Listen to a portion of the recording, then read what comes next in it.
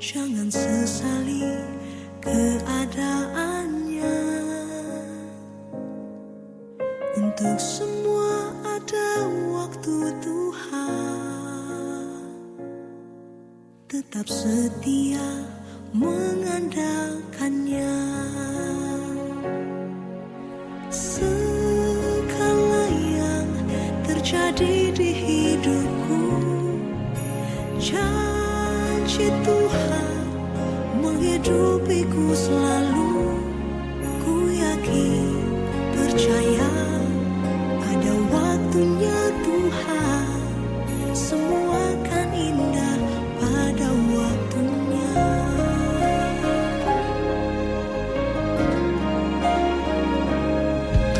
Waktu Tuhan bukan waktu kita. Jangan sesali keadaannya. Untuk semua ada waktu Tuhan. Tetap setia mengandalkannya. Segala yang terjadi di hidupku, janji Tuhan menghidupiku selalu. Ku yakin, percaya ada waktunya Tuhan. Semua akan indah pada waktunya. Segala yang terjadi di hidupku, janji Tuhan menghidupiku selalu. Ku yakin, percaya ada waktunya Tuhan. Semua akan indah pada waktunya. Ku yakin, percaya ada waktunya Tuhan.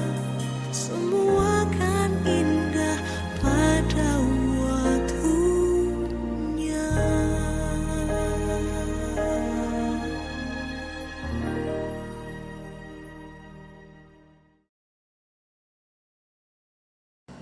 Shalom Bapak Ibu dan Saudara-saudara yang saya kasihi dalam nama Tuhan Yesus.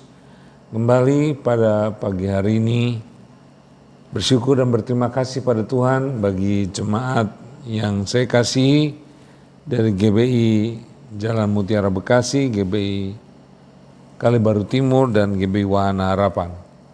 Pagi hari ini sebentar sebelum kita bersama-sama bersekutu dalam kebenaran firman Tuhan, saya mengajak Bapak, Ibu, dan Saudara sekalian untuk sebentar kita datang dulu dalam doa sebelum kita mendengarkan akan firman Tuhan. Mari kita tundukkan kepala. Kembali pada pagi hari ini Tuhan, kami datang kepadamu sebab kami tahu Engkaulah Tuhan yang boleh menolong, menyertai, membimbing, bahkan memberi kepada kami kasih karunia dalam hidup ini. Dan pada pagi hari ini, kami boleh kembali bersama-sama datang kepadamu, sebab kami tahu daripada mula segala kehidupan, segala kemurahan, segala berkat, segala kekuatan, bahkan kesehatan yang ada.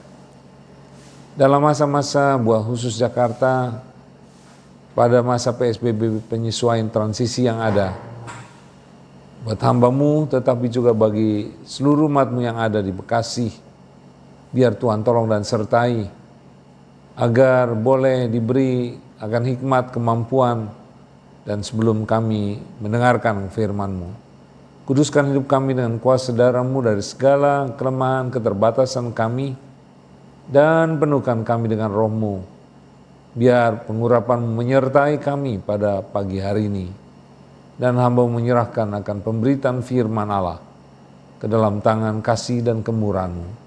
Bersabdalah bagi kami pada pagi hari ini. Dalam nama Tuhan Yesus Allah kami yang hidup, hamba-Mu telah berdoa. Haleluya. Amin. Selamat pagi, shalom Bapak, Ibu, dan saudara-saudara yang saya kasihi. Kembali pada pagi hari ini, kita akan sebentar boleh mendengarkan sabda dan firman Tuhan yang saya ambil dari kitab Perjanjian Lama Mazmur pasal 73 pada ayat yang ke-1 sampai ayat yang ke-3. Demikian pembacaan firman Tuhan yang saya nyatakan. Mazmur 73 ayat pertama. Sesungguhnya Allah itu baik bagi mereka yang tulus hatinya, bagi mereka yang bersih hatinya. Tetapi aku sedikit lagi, maka kakiku terpeleset, nyaris aku tergelincir. Sebab aku cemburu kepada pembual-pembual, kalau aku melihat kemujuran orang-orang fasik. Demikian pembacaan firman Tuhan pada pagi hari ini. Dari pembacaan firman Tuhan, saya memberikan tema pagi hari ini adalah pergumulan dan pengharapan dalam Yesus. Saudara-saudara kekasih dalam nama Tuhan Yesus, Bapak, Ibu, dan saudara sekalian yang sudah melewati akan proses kehidupan yang sudah dilalui, dan bagi anak-anak muda atau remaja yang sedang melalui menjadi pemuda dewasa, tetapi bagi Bapak, Ibu, dan saudara sekalian yang sudah pemuda dewasa sampai orang tua, sampai sudah menjadi opung atau menjadi opa sekalipun, bahwa hidup ini adalah satu proses yang menyeluruh. Kita tidak bisa mengerti perjalanan hidup kita dari awal sampai pada akhir. Bisa saudara-saudara dalam proses tersebut, saudara-saudara kekasih, kita tidak mengerti peristiwa apa yang terjadi.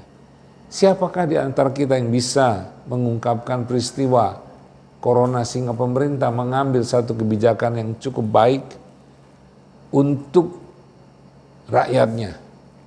Dan tidak ada satu orang pun yang bisa memprediksi kehidupan. Apa yang akan terjadi besok? Dan oleh sebab itu, dalam tema firman Tuhan, pergumulan dan pengharapan, ini merupakan satu peristiwa perjalanan hidup dari setiap kita yang dipercayakan boleh hidup di tengah-tengah dunia ini. Tetapi saudara-saudara kekasih, tidak ada seorang pun yang bisa menjamin bahwa hidup saya atau masa depan saya cemerlang. Tidak ada satu pun dari saudara-saudara yang bisa berkata, oh saya pasti akan berhasil. Karena hidup proses dengan banyak akan simptom-simptom yang ada. Saya percaya ada perlu sesuatu yang menuntun hidup saudara.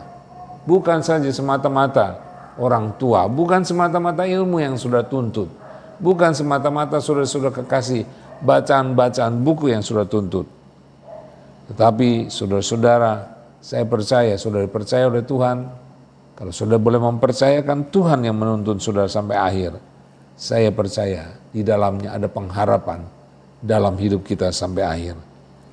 Dalam pembacaan firman Tuhan yang kita sudah baca dalam Mazmur pasal 73 ayat yang pertama, tadi dikatakan saudara-saudara kekasih dalam Tuhan, sesungguhnya Allah itu baik bagi mereka yang tulus hatinya, bagi mereka yang bersih hatinya.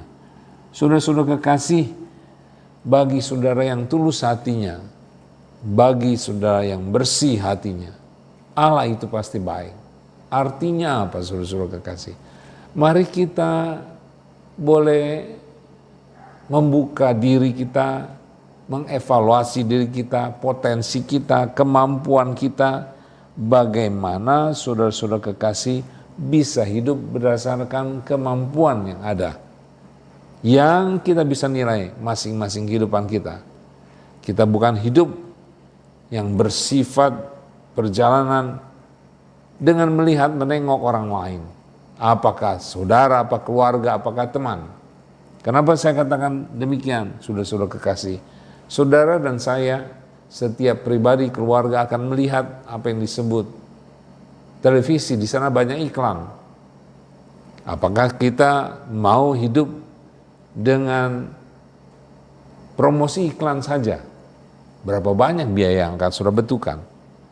Tapi saya percaya bahwa kepala keluarga, anggota keluarga, boleh mengerti hidup berdasarkan sekali lagi ketulusan, kejujuran kita mencocokkan apa yang Tuhan percayakan dalam kehidupan kita itu, saudara-saudara kekasih.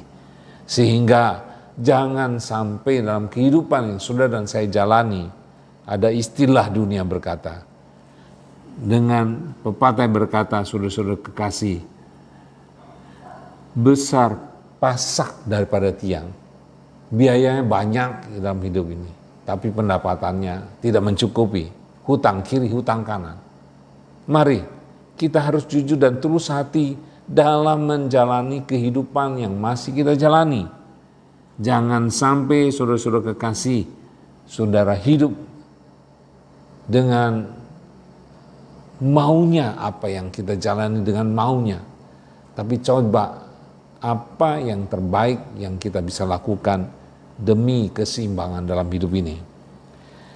Jadi dalam bacaan pertama, saudara-saudara, kita harus tulus dan jujur, bersih hati kita dalam menata kita masing-masing punya keluarga dengan kehidupan bagi kebutuhan hidup, bagi dalam bidang segala macam hidup yang kita jalani.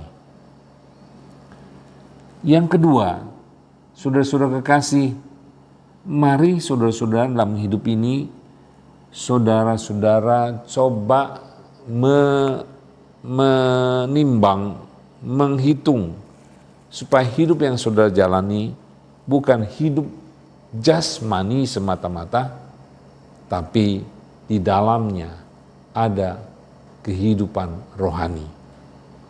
Jadi saudara dan saya harus seimbang dalam mempertimbangkan hidup secara utuh dalam hidup ini. Saudara-saudara yang kasih dalam nama Tuhan Yesus, dalam pembacaan kita seterusnya, kenapa kita harus secara utuh, secara holistik? Kenapa? Ayat yang ketiga mengatakan, sebab aku cemburu. Apakah saudara tidak cemburu? Apakah anak-anak saudara tidak cemburu? Kalau anak-anak saudara bersekolah, teman-temannya makan pizza, anak saudara karena tidak cukup biaya, dia tidak bisa beli pizza.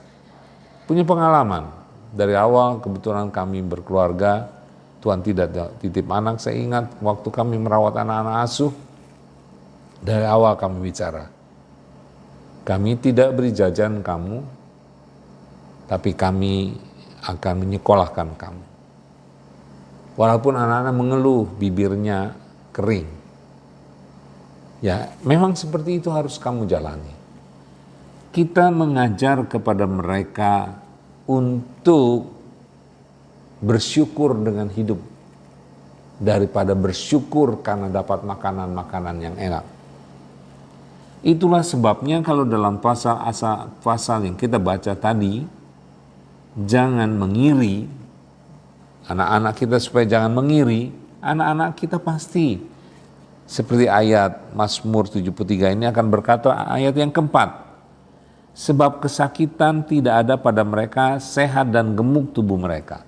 Pasti anak-anak kita akan berkata, teman saya gemuk-gemuk kok makannya pizza, makannya Kentucky. Masa kami tidak diberi makan sedikit merasakan? Silakan kalau temanmu mau traktir. Tetapi kalau tidak, coba bersyukur dan berpadan apa yang ada. Jangan kita sayang anak, tapi kita turuti kemauannya. Saudara-saudara, dalam jemaat ada satu kali saudara-saudara sekalian, anaknya minta dibelikan sepeda. Wah, anak itu akan ngambek kalau tidak diberikan sepeda. Akan tidak sekolah. Pasti orang tua tidak mau seperti itu. Oleh sebab itu saudara-saudara sekalian, mari dalam hidup ini memang kita untuk mendewasakan seorang anak, pasti orang tua akan bergumul dengan kemauan-kemauan mereka. Tetapi bisakah saudara-saudara kekasih dalam kehidupan ini mengajar kepada anak-anak kita ini untuk diberi pengajaran prihatin, dan itu merupakan pergumulan bagi mereka. Kalau kami yang sudah dewasa, yang sudah menjelang usia 70, saya ngerti pada zaman-zaman 65, saya mengerti betapa sulitnya hidup. Buat kami makan nasi itu, luar biasa sudah. Waktu itu kami bukan saja, saya percaya banyak saudara-saudara yang mengalami zaman-zaman susah. Kalau sekarang corona zaman susah juga bisa terjadi. Bisa nggak makan nasi? Ada singkong juga. Dan bahkan mereka yang kesusahan saya percaya makan timbul. Saya ingin tanya, kalau saudara-saudara makan enak senantiasa sejak muda, kebetulan dilanjutkan, saya percaya nanti akan overweight dan berani diet. Oleh sebab itu saudara-saudara, mari kita harus seimbang dalam hidup ini. Bukan kita melihat enaknya, tapi kita melihat sehat dan seimbangnya. Oleh sebab itu saudara-saudara, pasti Bapak, Ibu, dan saudara sekalian berkata, kalau turuti maunya anak, kaki kita bisa terpleset, kita bisa mengutang kiri dan kanan. Kita akan menghadapi kecemburuan di tengah-tengah kehidupan sosial yang ada. Tetapi itu merupakan satu proses yang kita harus jalani. Dan oleh sebab itu belum termasuk penyakit. Hal yang kedua dalam pergumulan yang ada, bukan saja pergumulan makan, pergumulan kesehatan bisa terjadi. Tetapi sekali lagi hal yang kedua, saya percaya yang bisa saja sekali lagi tidak merupakan hal yang pokok bagi keluarga tertentu, tapi kita sebagai umat Tuhan harus memberikan penekanan. Hal yang kedua, saudara-saudara kekasih, mari kita belajar melibatkan Tuhan sebagai pergumulan hidup rohani kita. Sebab kalau kita mengawali dalam segala permasalahan-permasalahan hidup ini, melibatkan Tuhan, maka saya percaya saudara-saudara dan saya akan belajar bagaimana sebentar pengenalan kita pada Tuhan akan menuntun hidup kita sejak kita mengambil keputusan yang ada. Melibatkan Tuhan dalam kehidupan saudara dan saya, pasti nanti saudara-saudara kekasih, siapa nggak sayang anak? Ibu bapak yang tidak sayang anak, pasti sayang anak. Ketika berkata tidak memang karena tidak punya uang, padahal hati orang tua pasti bilang, aduh kasihan anak saya. Lebih-lebih saya ingat saudara-saudara sekalian, saya juga pernah mengeluh pada orang tua. Ya tahu kalau sekolah sepatunya setahun satu, mungkin sudah jelek sekali, belum bisa diganti karena uang tidak ada. Pasti orang tua berkata, ya kasihannya. Tapi itu keadaan yang ada. Kita harus mengaku keterbatasan kita dan mengungkapkan kita di keluarga. Saudara-saudara sekalian, saya tidak tahu bagaimana kehidupan pribadi dan keluarga saudara masing-masing. Tapi saya tahu karena saya kalau berdiri sekarang, saya tahu waktu saya masa kecil. Bagi kami, itu makan tahu tempe udah makan rutinitas. Paling juga yang lebih mewah adalah ikan asin. Ya sedikit juga ada ikan basahnya. Tapi itulah keluarga. Tapi apakah saudara, bapak, ibu sebagai orang tua mau melihat keluarganya utuh, atau saudara mulai berpikir yang berbeda?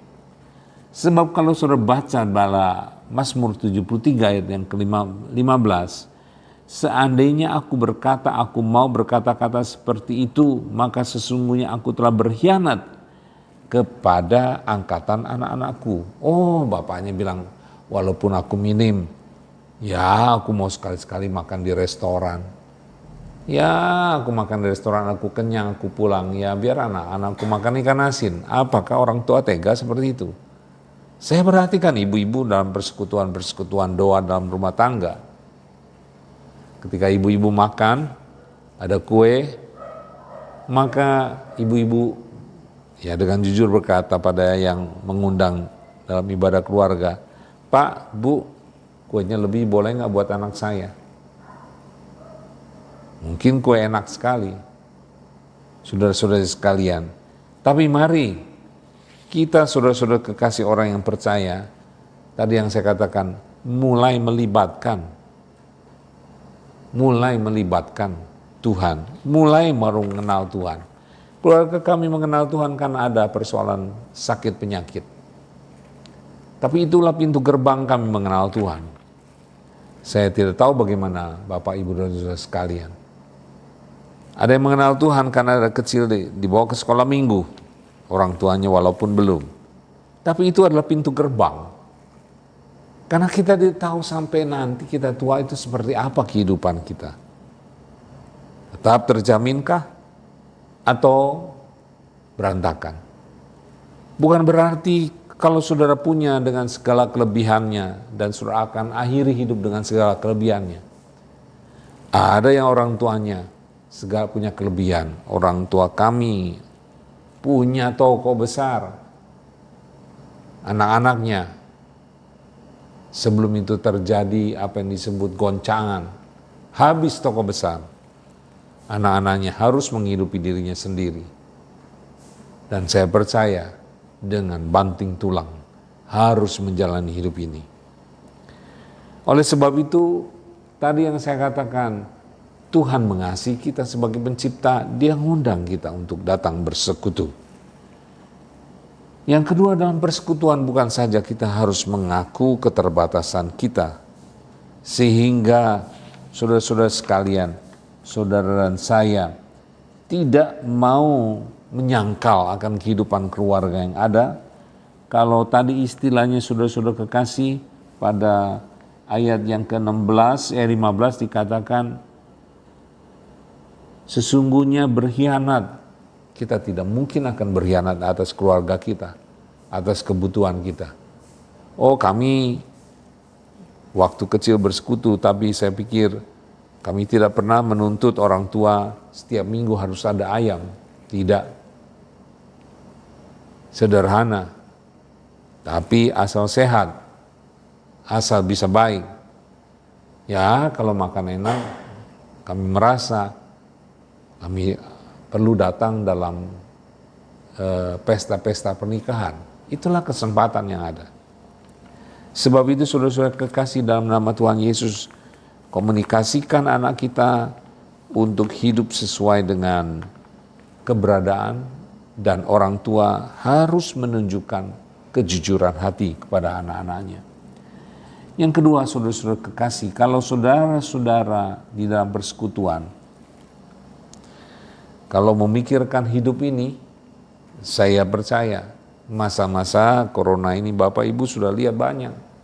Ada pembagian makanan di jalan. Gereja-gereja terlibat membagi makanan bagi apa yang disebut ojol.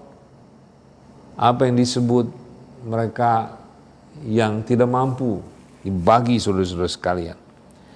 Tetapi saudara-saudara sekalian, itulah yang disebut dalam pasal 21. Ketika hatiku merasa pahit dan buah pinggangku menusuk-nusuk rasanya. Hati pahit karena memang pendapatan berkurang. Harus mencocokkan diri lagi. Mungkin pagi makan singkong, siang makan nasi, malam makan bubur.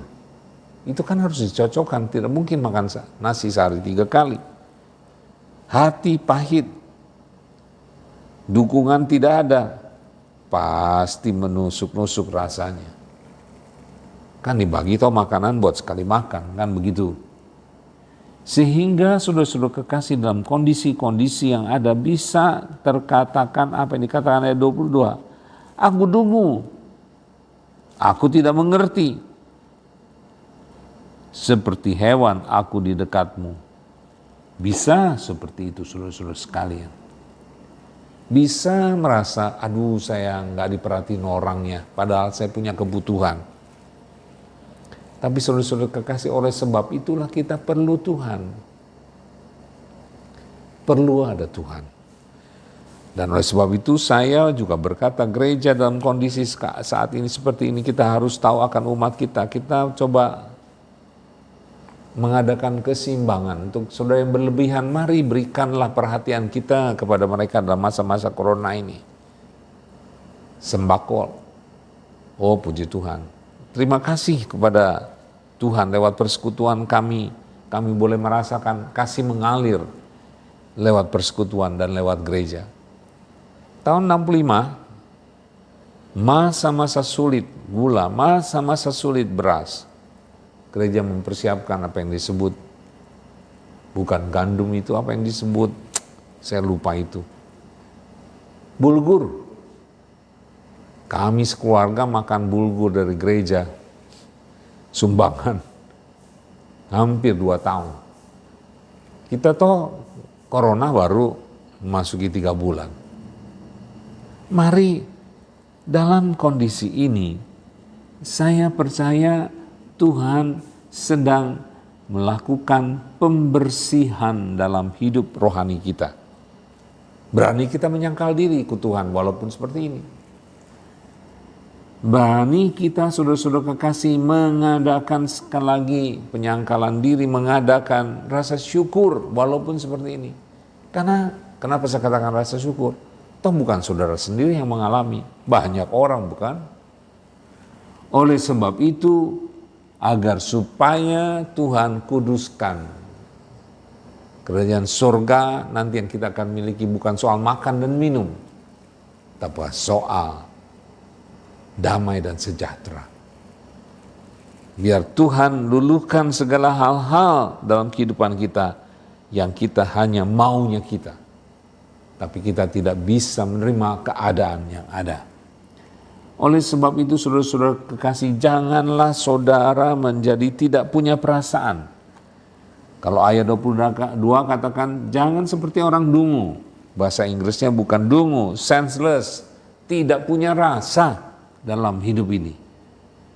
Jangan saudara-saudara berkata, kok dalam hidup ini saya disepelekan. Tidak disepelekan. Ada Tuhan yang akan pedulikan lewat gerejanya, di mana saudara dan saya menerima akan bagian yang Tuhan percayakan lewat gereja. Seperti tadi saya katakan 2 tahun kami terima bulgur untuk kombinasi dalam hidup yang kami jalani. Dalam pengenalan kita akan Tuhan, saya percaya saudara dan saya harus punya komitmen. Itu ayat 23 sampai 26. Katakan demikian.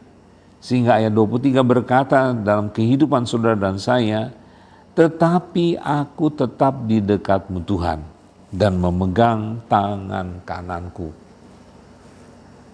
Jangan hidup kita mengikut Tuhan apabila semua kebutuhan dilengkapi semata-mata.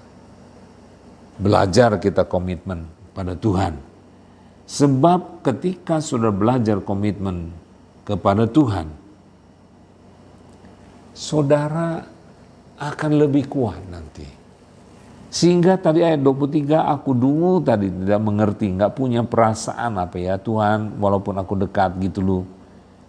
Tetapi saudara-saudara bayangkan ketika masa-masa ini terjadi bagi saudara-saudara dan saya sekalian, saya percaya saudara akan berkata kepada Tuhan, beri aku jalan.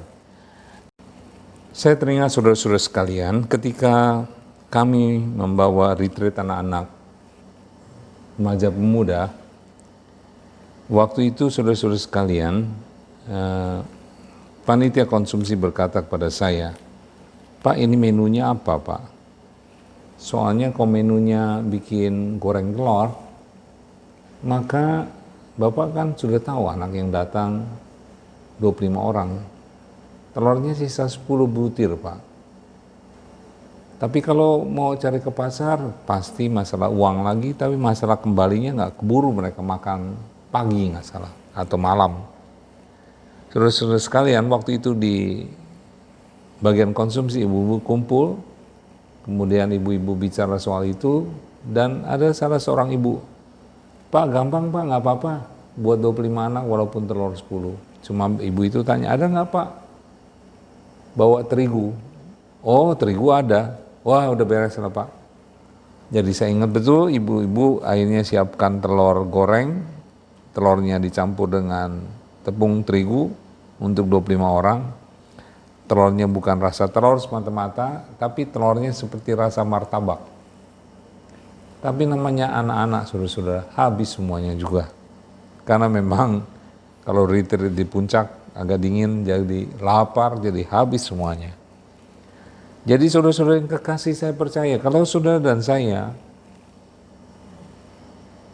dekat Tuhan dan komitmen sama Tuhan, ada saja jalan keluar, ada saja hikmat yang Tuhan akan berikan dalam kehidupan kita sekalian.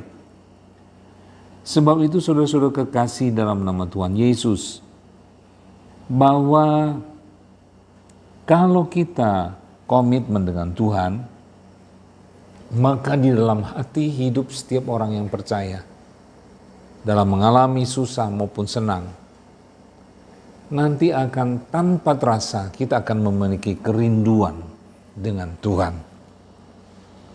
Kita mempunyai satu kepekaan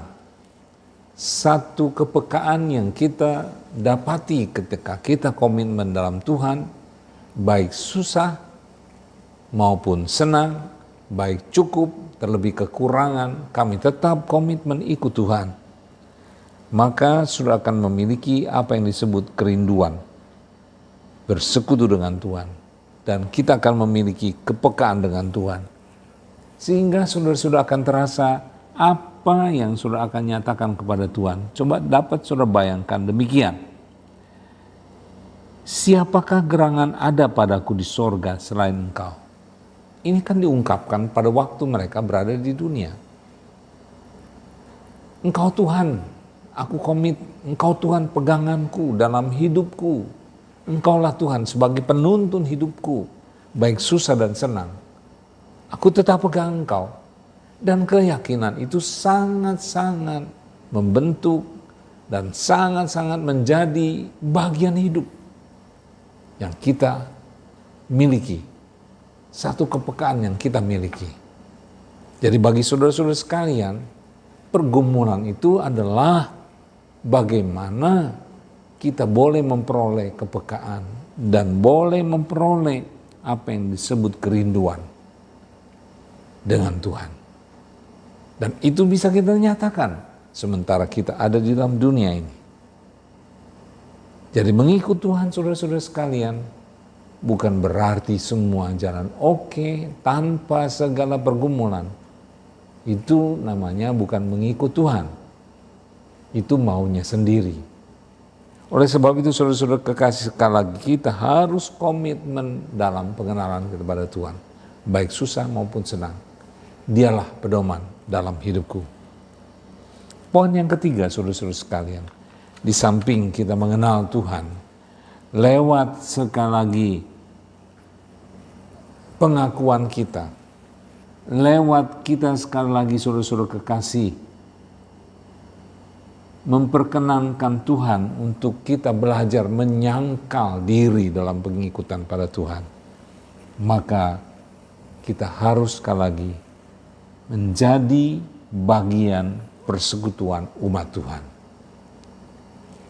Dalam bagian persekutuan umat Tuhan, saudara-saudara kekasih, kita akan mendapatkan sudut pandang. Kenapa saya katakan kita akan mendapat sudut pandang? Oleh karena kita kan sekali lagi mengikut Tuhan itu kan satu proses sampai akhir hidup kita. Sehingga kita bisa melihat di dalam kehidupan manusia pada umumnya.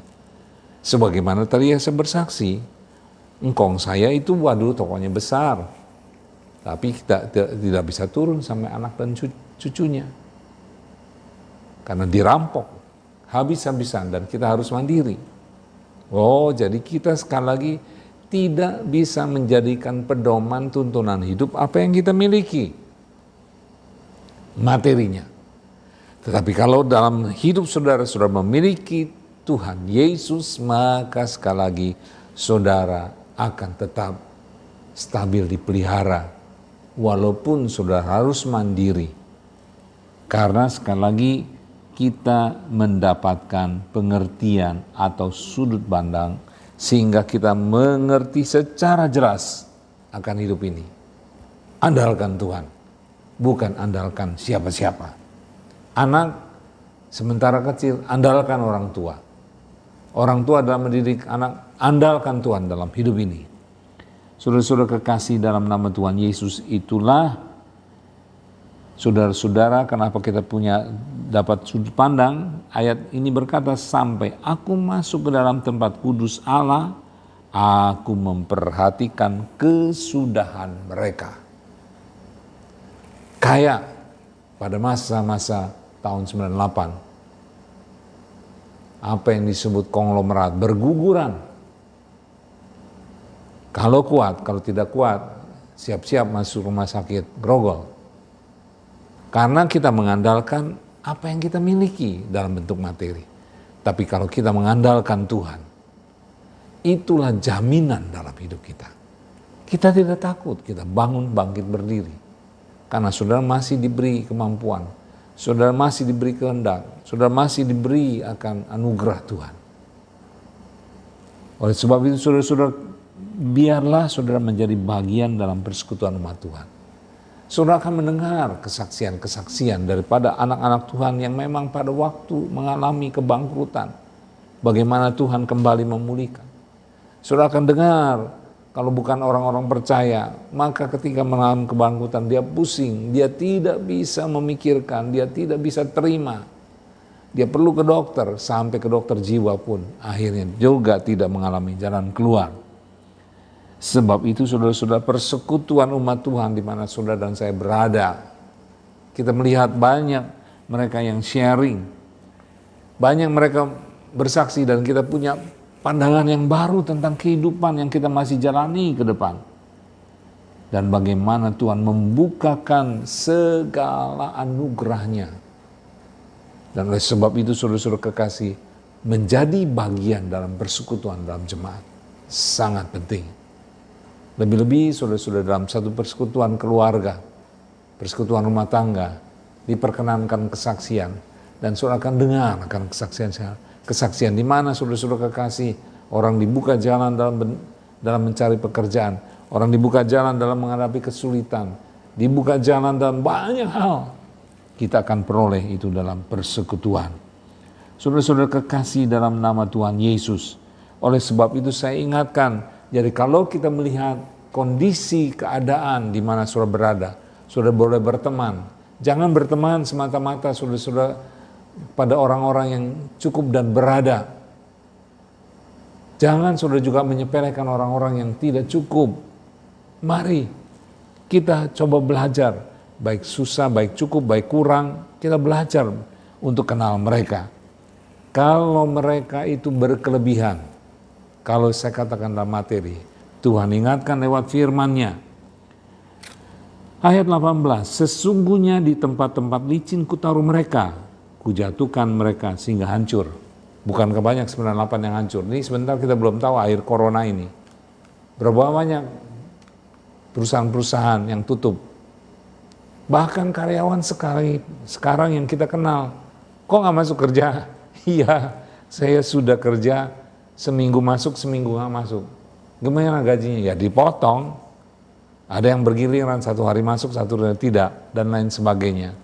Oleh sebab itu saudara-saudara, mari sebagai umat Tuhan, pergumulan untuk sampai saudara punya pengharapan sampai akhirnya. Mari saudara bukan mengingat keterbatasan, bukan saudara-saudara sekalian boleh melibatkan Tuhan, tapi libatkanlah hidup saudara dalam persekutuan. Saudara akan banyak masukan dan input yang ada, agar supaya saudara-saudara tidak terjadi yang kita tidak pikirkan. Siapa yang memikirkan corona? Bulan Maret minggu pertama aja saya tidak berpikir apa-apa kok. Walaupun di Wuhan udah dari bulan-bulan Oktober.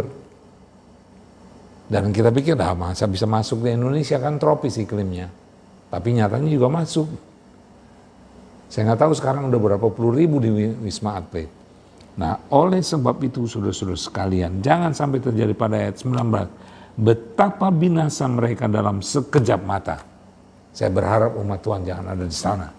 Ya, lenyap, habis oleh karena kedahsyatan.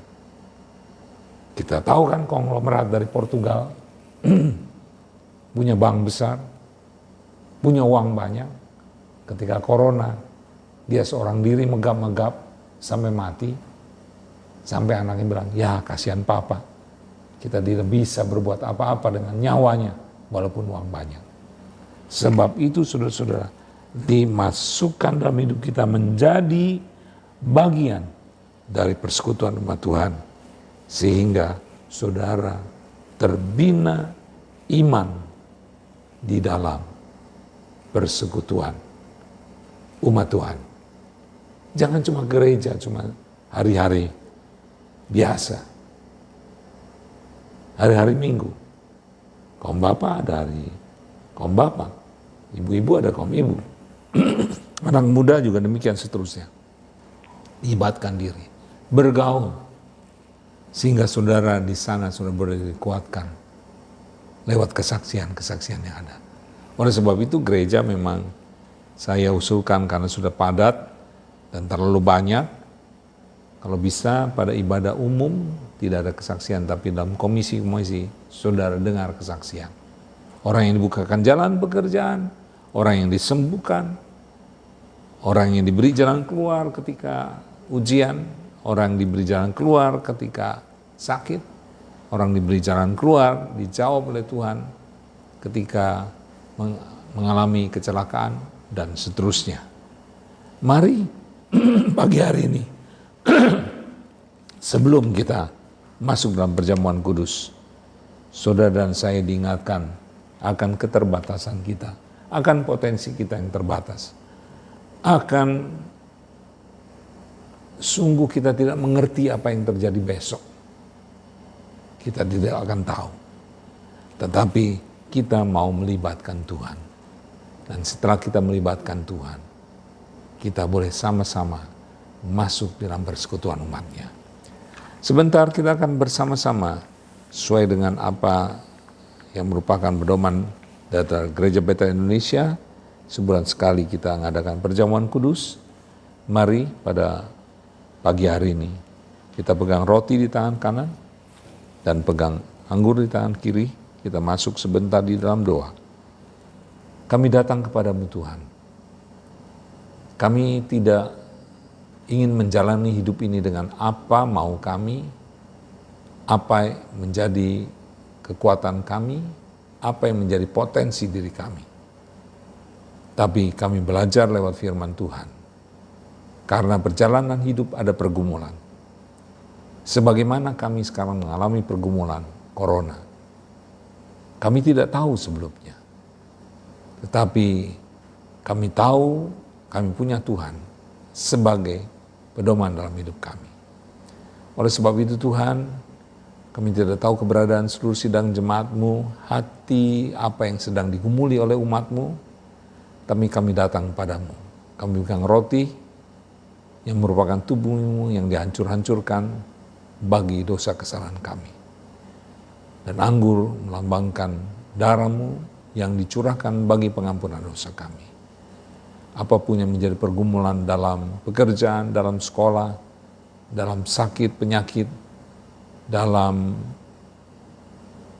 banyak hal yang kami mohonkan, biar kami tetap dalam komitmen mengasihi Engkau, sehingga kami dapat kerinduan dan kepekaan berjalan bersama dengan Engkau. Sehingga akhir hayat kami pun, kami sudah yakin, kami akan bertemu siapa lagi kalau bukan Engkau di sorga kelak. Turunkan berkat-Mu di atas roti anggur yang akan kami terima. Biar kami boleh tetap kuat dan berpengharapan dalam Engkau.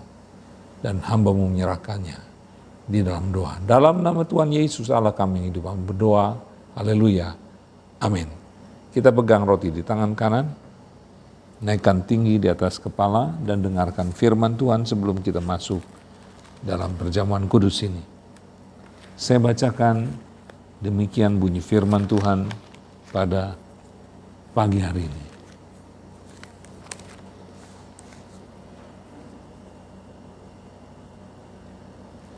Dan sesudah itu ia mengucap syukur atasnya, ia memecah-mecahkannya dan berkata, inilah tubuhku yang diserahkan bagi kamu, perbuatlah ini menjadi peringatan akan aku. Jemaat percaya akan firman Allah yang sudah didengar pada pagi hari ini. Amin. Mari kita makan di dalam nama Tuhan Yesus Kristus.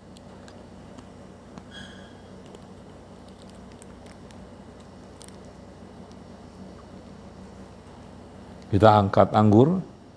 Saudara yang mengalami masalah, saudara terbeban, saudara yang mengalami sakit kelemahan tubuh, saudara yang meminta jalan keluar, percaya darah Yesus berkuasa untuk menyucikan, menguduskan, memberikan kemampuan dan kekuatan dan jalan keluar. Dengarkan firman Tuhan. Demikian juga yang mengambil cawan sesudah makan, lalu berkata, cawan ini adalah perjanjian baru yang dimeteraikan oleh darahku. Perbuatlah ini setiap kali kamu minumnya, menjadi peringatan akan daku. Bapak, Ibu, dan saudara sekalian percayakan firman Tuhan. Amin. Mari kita minum dalam nama Tuhan Yesus. Mari kita berdoa. Terima kasih Tuhan atas berkat-Mu, atas firman-Mu yang boleh kami dengar pada pagi hari ini. Bahwa hidup itu adalah anugerah-Mu. Tapi hidup itu akan berjalan dari mulai kami lahir sampai sebentar kami akan bertemu dengan Tuhan. Umur manusia 70, kalau kuat 80, kelebihan kesulitan dalam hidup ini. Sebab itu kami bersyukur kalau pedoman kami adalah Tuhan yang menjadi andalan kami. Bukan apa yang kami lihat, bukan apa yang benda Engkau percayakan. Tetapi Tuhan yang boleh berdiam lewat Roh Kudus-Mu dalam hati kami. Kiranya Tuhan buka jalan seluruh pergumulan sidang jemaat, baik dalam pekerjaan mereka, baik dalam usaha mereka, dalam pendidikan anak-anak mereka, baik juga yang lemah Tuhan kuatkan, yang bimbang Tuhan pertetapkan, yang sakit Tuhan sembuhkan. Kami berdoa juga Tuhan Yesus, buka jalan bagi mereka yang akan mengalami pengobatan-pengobatan kelemahan tubuh yang ada, lewat obat maupun operasi yang ada, Tuhan campur tangan. Biar Engkau nyatakan berkat dan kemurahan, kekuatan-Mu dan kesembuhan-Mu lewat kuasa binur-Mu Tuhan. Sebab itu turunkanlah berkat kasih anugerah Tuhan dalam kehidupan sidang jemaat-Mu yang pagi hari ini telah bersekutu dengan Engkau. Dan Tuhan boleh dimuliakan. Dalam nama Tuhan Yesus Allah kami hidup. Hamba-Mu telah berdoa. Haleluya. Amin. Jadi di hidupku, janji Tuhan menghidupiku selalu.